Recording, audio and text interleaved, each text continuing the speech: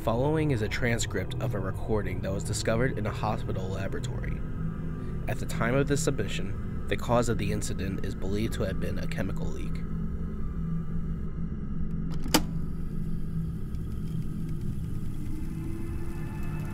Three years ago, a team of scientists figured out how to stimulate the language centers of the brain while someone was sleeping. I was on the team that came after, the team which got to use that knowledge for our own experiments. It seemed very important at the time to see what lied in the unconscious minds of everyday people. At first, we focused on written language. We sent out advertisements often on college campuses or online, and after sifting through the inevitable unsolicited offers, we selected the best candidates to come in for a physical exam. We wanted people who didn't display any signs of mental issues, ones whose brains and bodies wouldn't reject the sleeping drug we would be injecting into their system. We ended up with 437 subjects, but we called the group down to an even 400. Really, it was just an excuse to use the round number. We separated the final subjects into groups of 10, and laid them on comfy hospital beds in warm, dark rooms so that they could sleep undisturbed. Everyone was excited for the experiment to begin, but there were the little things to finish up first. We gave each subject a pen and a square piece of paper, all the while laughing at their nervous little jokes. Of course, we won't judge you if you draw dicks in your sleep, we assured the college freshman with zits all over his sweaty face. Anything you write is confidential, we assured the woman with a tan line where most people wore their wedding ring.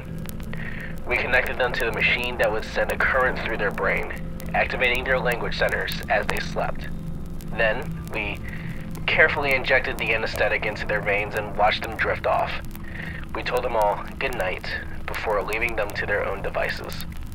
In a small room, the other researchers and I chatted for 6 hours, talking about graduate school and lab interns while the subjects slumbered in their beds.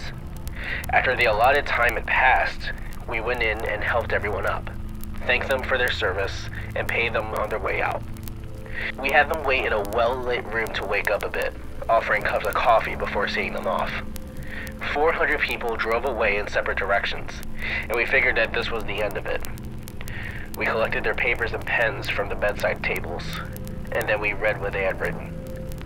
We had originally theorized that people would draw abstract shapes or scrawl out sloppy confessions that their dreams had dug up from the recesses of their minds. After all, that's what dreams are, right? Just a mix of whatever our brains have left over at the end of the day. We thought that we would see whatever lurked in those unconscious depths, whatever cute secrets the average citizen hides in their waking hours. Everyone, all 400 subjects, had written one word: help. There had been no hesitation, no question that it was the message that they'd wanted to send. The writing couldn't have been clearer if they'd been awake. The penmanship, down to the pressure put on the pencil, was exactly the same on every sheet. We ran every scrap of paper, all 400 pieces, next to each other, one after another, all the same message: help. Of course, this was like something from an internet horror story, so we decided to repeat our experiment on a different group. Maybe someone had contaminated the earlier group. Maybe this was a mistake. It would have been the biggest screw-up in the lab's history, but a mistake nonetheless. We didn't want to think about the other option. We found a bigger subject pool this time, of 1,000 people from different backgrounds and countries. We wanted the most diverse group we could gather to avoid the prospect of having the subject cross-contaminate each other.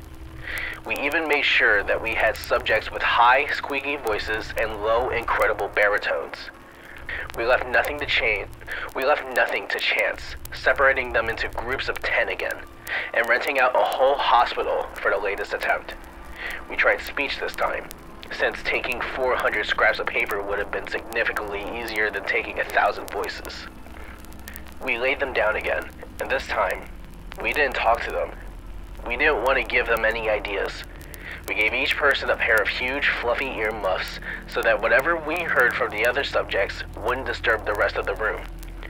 Then, we conducted an EEG, the test with electrodes on the subject's head.